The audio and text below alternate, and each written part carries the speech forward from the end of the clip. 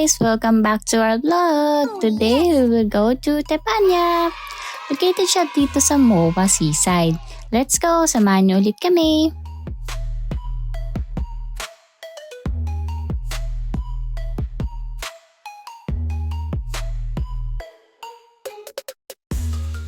Dito kami nagpark sa NU MOA. Tapat lang siya ng SMX. Malapit siya sa IKEA and dun sa church.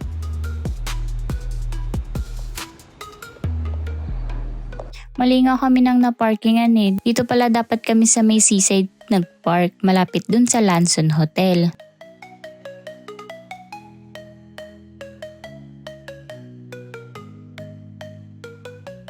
Kaya ayan, lakad muna kami. Sakto pagdating namin, gutom na.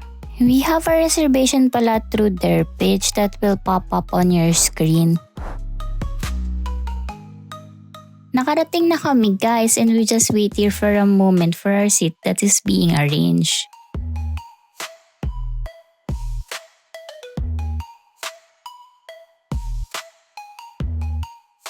Ayan guys, medyo tapat lang siya ng Lanson. While waiting, tingin muna kami ng menu. Medyo mainit nung time na to kasi we book our reservation around 1 PM. Pawis na pawis nga ako eh. So ito pala yung menu nila. We choose sana yung deluxe kaso sabi ng staff di daw available yung ibang item dun sa menu. So nag-choose na lang kami ng unlimited madness, sayang kasi. You can order a la carte din. Ito yung prices guys. Meron din silang 8 course menus cost around 888. Nasa right side ng screen. Bali yung pang 8 course nila is yung dessert. Hindi kasi kita sa screen eh. We went to our table na and ito pala yung unlimited madness menu.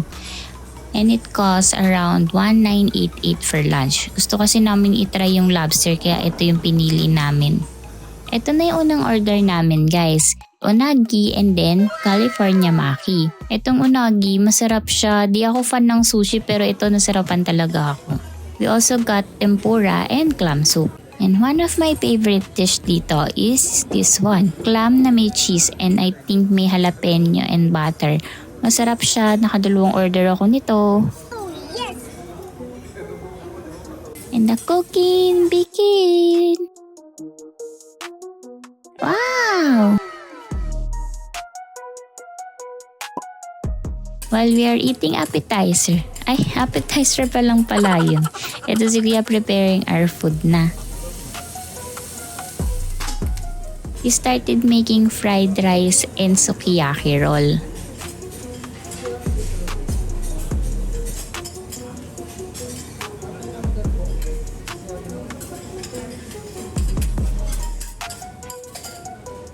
Ayan guys, here is Kuya performing an egg show. Let's watch it! Oh yes! Lagyan natin ng konting magic, ma'am. Okay, 1, 2, 3, opya. Wow! Magic!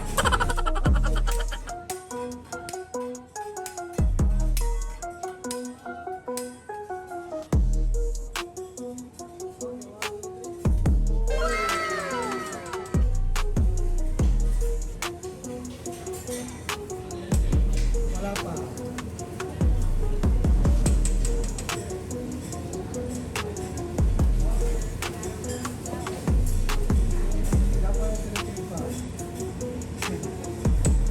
Okay, Jollibee.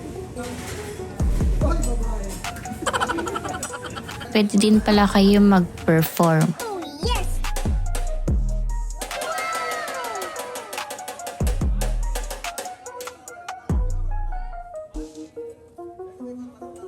For our main dish guys, Kuya started to prepare our steak. We ordered sirloin and rib-eye steak.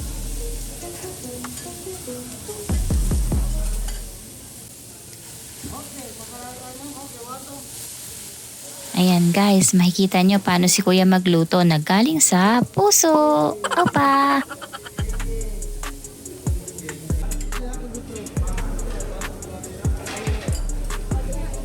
For the steak guys, pares naman silang masarap. Pero for my opinion, go for sirloin. Mas bet ko siya, pati si hubby yun din ang gusto. Mas juicy kasi siya compare sa rib-eye. He's cutting na and preparing it for plating.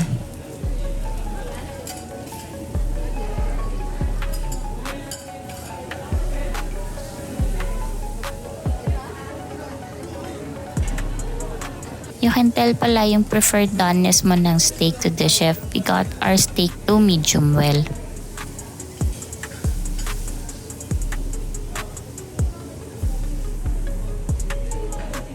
Ayan guys, order na namin ng second cheesy clam. Love it!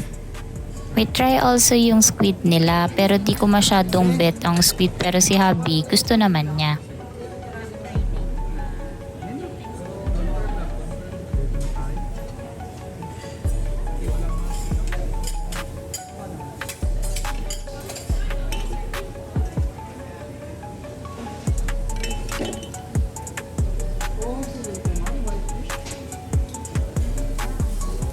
And here is the squid. We also order prawn and lobster. Ito talaga yung inaabangan ko eh.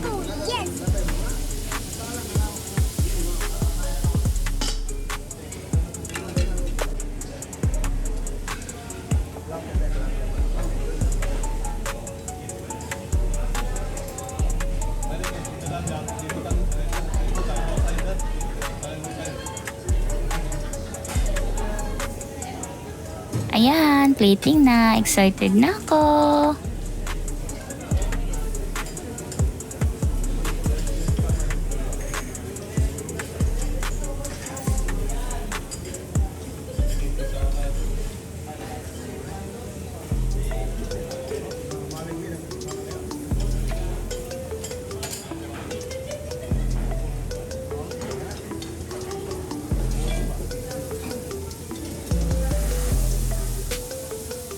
Ay, tinakpan uli. Hindi pa pala.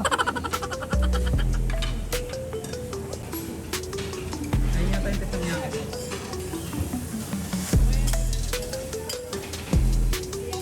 May mga siya may signal.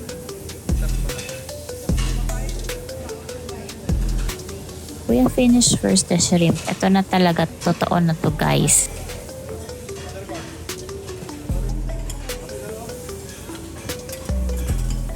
Ayan na siya, kuha ka agad. Excited! At ito na din yung lobster sa wakas.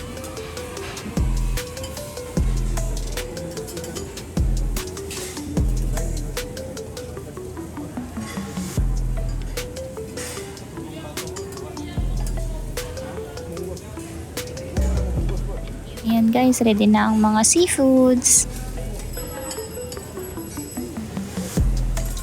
Ayan yung lobster, squid, and prawn. At part 2 ng sushi, unagi. Masarap kasi guys eh.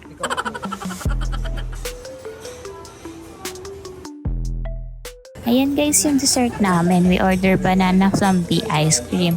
Naglalagay si kuya ng parang butter ng tempura on the top of the banana. Tapos may sugar din. And syempre, ice cream on top. And then, papapuyin niya.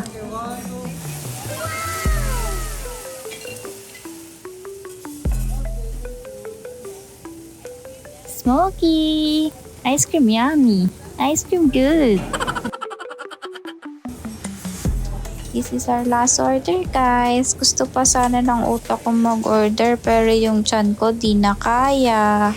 Nag-ask din naman guys yung staff if gusto nyo pa mag-order pero hindi na rin kasi talaga namin kaya. Overall guys, sulit at masarap ang Teppanya. Basta go for the gold muna at iwasang kumain ng madaming rice or wag nang mag-rice para may space pa sa ibang menu. See you guys on our next vlog. Don't forget to subscribe. Please don't forget to like, share, and subscribe. Bye!